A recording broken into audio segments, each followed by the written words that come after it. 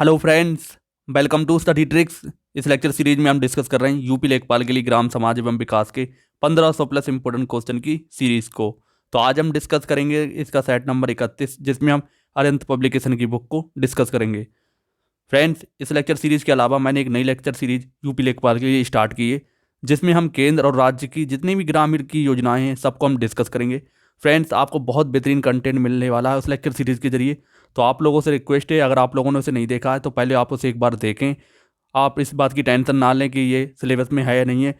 तो मैं आपको सिलेबस से बाहर कुछ भी नहीं कराने वाला हूँ, क्योंकि इतनी सारी योजनाएं हैं, जितनी योजनाएं ग्रामीण की हैं वो सबको मैं कवर करने वाला हूँ। तो उस लेक्चर सीरीज़ को आप एक बार देखें और बताएं। और फ्रेंड्स, कुछ लोग कह रहे थे कि ये लेक्चर सीरीज मतलब जो मैं ग्रामीण योजनाएं करा रहा हूँ कि ये सिलेबस में है या नहीं है। तो आपको टेंशन लेने की ज़रूरत नहीं है। मैं बिल्कुल जितनी भी इम्पोर्टेंट योजनाएं हैं सबको शामिल कर रहा हूँ, जो आपके एग्ज़ाम में आने के पूरे पूरे चांसेस रहेंगे। तो चलिए स्टार्ट करते हैं आज का वीडियो। तो हमारा पहला क्वेश्चन दिया गया है, उत्तर प्रदेश राजस्व विभाग का मुख्यालय कहाँ स्थित है। दोस्तों, उत्तर प्रदेश राजस्व विभाग में राजस्व सचिव के अंतर्गत 5 विभाग आते हैं। तो सबसे पहला उसमें होता है राजस्व परिषद, उसके बाद होता है चकबंदी आयुक्त, तीसरा होता है राहत आयुक्त, नेक्स्ट होता है निदेशक भूमि अध्यापित, प्रमुख संपादक जिला गजेटियर। ये सब 5 विभाग इसके अंतर्गत आते हैं। फ्रेंड्स, राजस्व परिषद की स्थापना 1831 में इलाहाबाद के अंदर यानी कि प्रयागराज के अंदर की गई थी, लेकिन वर्तमान में इसका मुख्यालय कहाँ पर है? लखनऊ के अंदर। तो इसमें ऑप्शन नंबर हमारा बी करेक्ट हो जाएगा, आप इसको ध्यान रखेंगे। अगला क्वेश्चन देखते हैं, भूमि पैमाइश यानी कि नाप का कार्य कौन सा विभाग करता है। दोस्तों, भूमि पैमाइश यानी नाप का कार्य कौन करता है? राजस्व विभाग करता है। तो आप इस चीज़ को ध्यान रखेंगे। ऑप्शन नंबर हमारा सी करेक्ट हो जाएगा। शिक्षा विभाग शिक्षा से संबंधित कार्यों का ध्यान देता है, और चिकित्सा विभाग जितनी भी चिकित्सा से संबंधित विषय होते हैं उन पर कार्य करता है। और नेक्स्ट दे रखा है भू प्रबंधन विभाग, तो ये भू प्रबंधन से संबंधित विषयों के कार्य को देखता है। तो इसमें ऑप्शन नंबर हमारा सी करेक्ट हो जाएगा। अगला क्वेश्चन देखते हैं, उत्तर प्रदेश में मालगुजारी से संबंधित न्यायिक कार्यों की सबसे बड़ी संस्था है। दोस्तों, उत्तर प्रदेश के अंदर मालगुजारी से संबंधित न्यायिक कार्यों की सबसे बड़ी संस्था कौन सी है? राजस्व परिषद। तो इसमें ऑप्शन नंबर हमारा बी करेक्ट हो जाएगा, आप इसको ध्यान रखेंगे। अगला क्वेश्चन देखते हैं, राजस्व परिषद की स्थापना किस वर्ष की गई थी। दोस्तों, राजस्व परिषद की स्थापना 1831 में इलाहाबाद यानी कि प्रयागराज में की गई थी। आप इसको ध्यान रखेंगे, ऑप्शन नंबर हमारा सी करेक्ट हो जाएगा। लेकिन इसका वर्तमान में मुख्यालय कहाँ पर है? आप इसको ध्यान रखें, लखनऊ के अंदर। अगला क्वेश्चन देखते हैं, राजस्व परिषद की स्थापना कहाँ की गई थी। तो जैसा कि मैंने आपको बताया, राजस्व परिषद की स्थापना 1831 में कहाँ की गई थी? इलाहाबाद यानी कि प्रयागराज में। इसमें ऑप्शन नंबर हमारा ए करेक्ट हो जाएगा, आप इसको ध्यान रखेंगे। अगला क्वेश्चन देखते हैं, राजस्व परिषद के प्रशासनिक कार्यों का मुख्यालय कहाँ स्थित है। दोस्तों, 1946-47 में, आपको ध्यान रखना हो, 1946-47 में राजस्व परिषद के जो मुख्यालय हैं न्यायिक और प्रशासनिक अलग अलग कर दिए गए। तो आपसे इसमें पूछा गया है प्रशासनिक कार्यों का मुख्यालय कहाँ स्थित है। तो इसका मुख्यालय कहाँ है? लखनऊ के अंदर। अगर आपसे पूछा जाए न्यायिक कार्यों का मुख्यालय कहाँ है, तो वो कहाँ पर है? प्रयागराज यानी कि इलाहाबाद में। तो इसमें ऑप्शन नंबर हमारा ए करेक्ट हो जाएगा। अगला क्वेश्चन देखते हैं, राजस्व परिषद में न्यायिक सदस्यों की संख्या कितनी होती है। दोस्तों, राजस्व परिषद में न्यायिक सदस्यों की संख्या कितनी होती है? 7। ऑप्शन नंबर हमारा इसमें बी करेक्ट हो जाएगा, तो आप इसको ध्यान रखेंगे। अगला क्वेश्चन देखते हैं, राजस्व परिषद के प्रशासनिक एवं न्यायिक कार्यों को किस वर्ष पृथक कर दिया गया। यानी राजस्व परिषद में जो प्रशासनिक और न्यायिक कार्यों को अलग अलग कब कराया था? तो 1947-48 में। आप इसको ध्यान रखेंगे। प्रशासनिक का मुख्यालय कहाँ पर है? लखनऊ के अंदर। और न्यायिक का कहाँ पर है? प्रयागराज में। तो इस चीज़ को आप ध्यान रखेंगे, ऑप्शन नंबर हमारा सी करेक्ट हो जाएगा। अगला क्वेश्चन देखते हैं, राजस्व परिषद के अनुभागों की कुल संख्या कितनी होती है। दोस्तों, राजस्व परिषद में अनुभागों की कुल संख्या कितनी है? 19। आप इस चीज़ को ध्यान रखेंगे, कितने अनुभाग हैं? 19।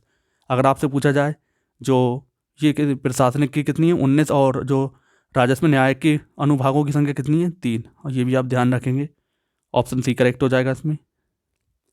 अगला क्वेश्चन है हमारा, वृक्षारोपण एवं बंजर भूमि विकास राजस्व परिषद के लिए किस अनुभाग के अंतर्गत आता है। तो आपको फ्रेंड्स कुछ अनुभाग ध्यान रखना पड़ेंगे। तो इनसे लेकर एग्जाम में क्वेश्चन पूछा जाता है। तो वृक्षारोपण और बंजर भूमि राजस्व परिषद के किस अनुभाग में आते हैं, तो आपको ध्यान रखना है अनुभाग 2 में। तो इसमें ऑप्शन नंबर हमारा ए करेक्ट हो जाएगा, आप इसको ध्यान रखेंगे। अगला क्वेश्चन देखते हैं, अंतर्राज्यीय सीमा विवादों का निपटारा राजस्व परिषद के किस अनुभाग के अंतर्गत आता है। दोस्तों किसके अंतर्गत आता है, आपको ध्यान रखना है अनुभाग 5 के अंदर, जो कि ऑप्शन नंबर बी में दिया गया है, तो आप इसको ध्यान रखेंगे। अगला क्वेश्चन देखते हैं, राजस्व अनुभाग 8 का संबंध निम्नलिखित में से किससे है। दोस्तों राजस्व अनुभाग 8 का संबंध निम्नलिखित में से किससे है, आपको ध्यान रखना है चकबंदी से। तो इसमें ऑप्शन नंबर हमारा सी करेक्ट हो जाएगा। अनुभाग 8 बहुत ज़्यादा इंपॉर्टेंट है, इस पर आपको खास तौर से ध्यान देना है। तो ये चकबंदी से संबंधित है, ऑप्शन नंबर सी करेक्ट हो जाएगा। अगला क्वेश्चन देखते हैं, कृषि विविधताओं से संबंधित सूचनाएं इकट्ठा करना राजस्व के किस अनुभाग का हिस्सा है।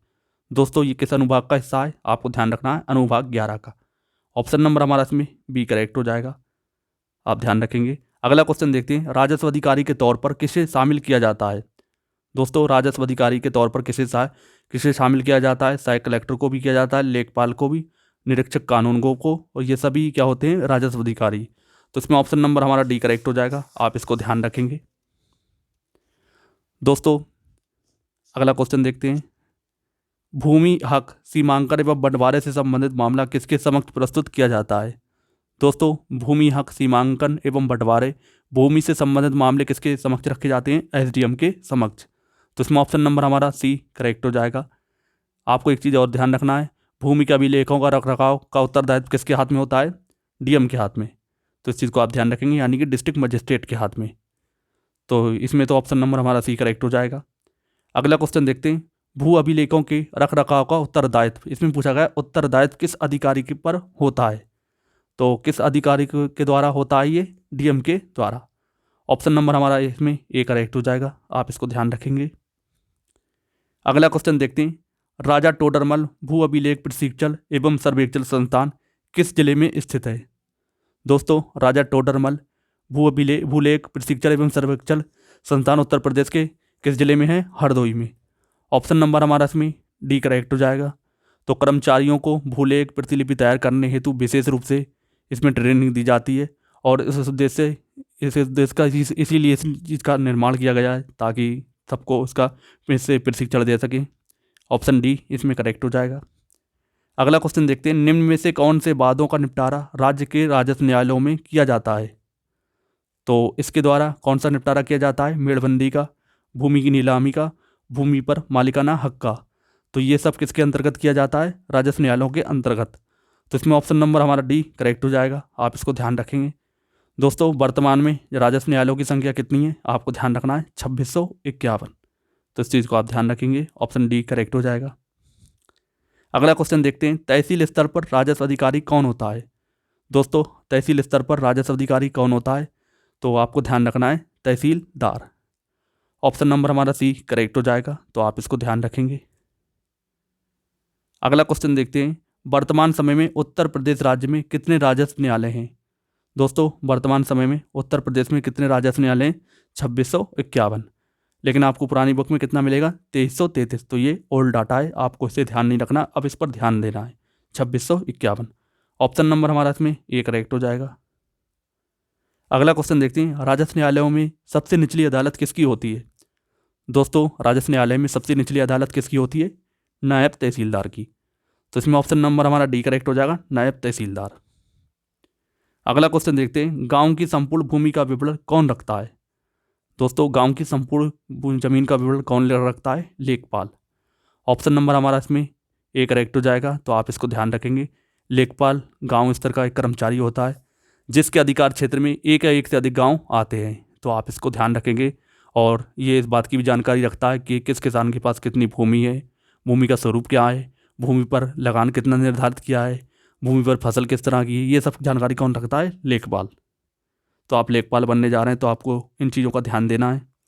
इसमें ऑप्शन नंबर हमारा ए करेक्ट हो जाएगा। अगला क्वेश्चन देखते हैं, उत्तराधिकारी को भूमि का हस्तांतरण किसके द्वारा होता है।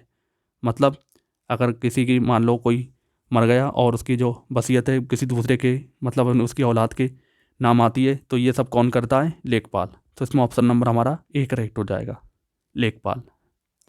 अगला क्वेश्चन देखते हैं, लेखपाल द्वारा खड़ी पड़ताल किस तिथि को प्रारंभ की जाती है। दोस्तों लेखपाल 3 तरह की पड़ताल करता है। सबसे पहली होती है खरीफ पड़ताल। खरीफ पड़ताल तो ये कब शुरू करता है, 10 अगस्त को, इस चीज़ को आप ध्यान रखेंगे। और दूसरी होती है रबी पड़ताल। रबी पड़ताल तो ये कब होती है, 1 जनवरी को। और तीसरी होती है जायद पड़ताल। जायद पड़ताल ये कब की जाती है, 1 मई को। तो कुल इसमें जो लेखपाल है तीन पड़ताल करता है। तो इसमें आपसे खरीफ पड़ताल के बारे में पूछा गया है, तो ये कब होगी, 10 अगस्त से स्टार्ट होती है। ऑप्शन नंबर हमारा इसमें ये करेक्ट हो जाएगा। अगला क्वेश्चन देखते हैं, पटवारी पद का सृजन किसके शासन काल में प्रारंभ हुआ था। दोस्तों पटवारी पद का सृजन शेरशाह के शासनकाल में, शेरशाह सूरी के शासनकाल में स्टार्ट हुआ था। तो आप इस चीज़ को ध्यान रखेंगे। ऑप्शन नंबर हमारा इसमें सी करेक्ट हो जाएगा।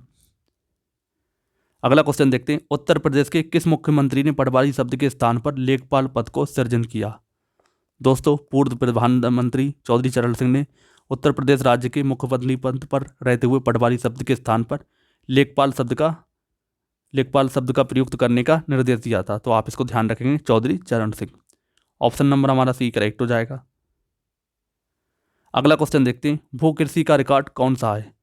दोस्तों भूकृषि से संबंधित समस्त रिकॉर्ड सामान्यतः क्या कहलाते हैं, गिरदावरी। ऑप्शन नंबर हमारा इसमें ए करेक्ट हो जाएगा। फ्रेंड्स ये एक प्रकार का फसल सर्वे है जिसे वर्ष में 2 बार किया जाता है, तो इस चीज़ को आप ध्यान रखेंगे। बात करते हैं जमाबंदी की, तो इसमें किसान की समस्त कृषि भूमि का प्रलेख होते हैं। और खतौनी में क्या होता है, भूमि का ब्यौरा होता है। तो इस चीज़ को भी आप ध्यान रखेंगे। तो इसमें ऑप्शन नंबर हमारा ए करेक्ट हो जाएगा। दोस्तों ये था ग्राम समाज एवं विकास का पार्ट नंबर 31। आई होप आपने सारे क्वेश्चन की प्रैक्टिस अच्छे से की है। तो उम्मीद करता हूँ आपको आने वाले एग्जाम में ज़रूर हेल्प मिलेगी। दोस्तों आपको ये लेक्चर सीरीज अच्छी पसंद आ रही है तो आप इस वीडियो को लाइक और शेयर ज़रूर करें। और जो मैंने योजनाओं की लेक्चर सीरीज की चलाई है उसे आप एक बार देखें और ज़्यादा से ज़्यादा शेयर करें। उसमें जितनी भी इंपॉर्टेंट योजनाएं मैं कवर करने वाला हूं, तो आप लोगों का साथ बना रहेगा तो मुझे भी अच्छा लगेगा। तो आप लोगों से रिक्वेस्ट है उस वीडियो को भी लाइक और शेयर करते रहें। मिलते हैं नेक्स्ट वीडियो में नए प्रैक्टिस सेट के साथ। तब तक के लिए जय हिंद, जय भारत।